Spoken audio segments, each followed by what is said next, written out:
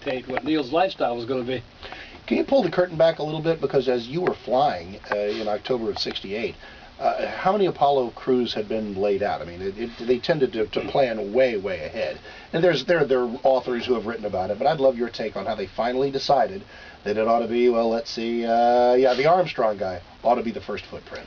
Well, it didn't ever work out exactly that way, at least to my knowledge. And I have to tell you that in those days we didn't have all that much knowledge about how these things were. But before Apollo, after the Apollo fire, there was a meeting that Deke called, and he had sat down. I think there was about 12 or 15 of us in the meeting, and he said, we're going to be flying the flights here. Somebody in this room is going to be the first one that lands on the moon. They didn't know exactly what it was. As a matter of fact, the earliest that it could possibly have been was the 5th Apollo mission, and that was before we even included what came to be called the Apollo 8 mission.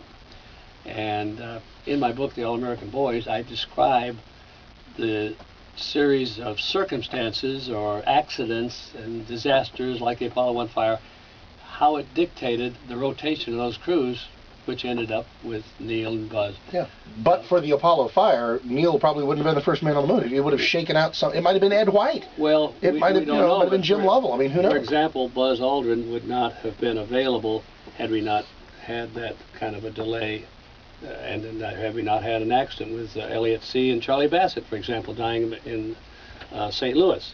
I mean, these are all acts of fate that control what goes on. So to a great degree, you don't have control over your career. We got about 45 seconds before we've got to scoot.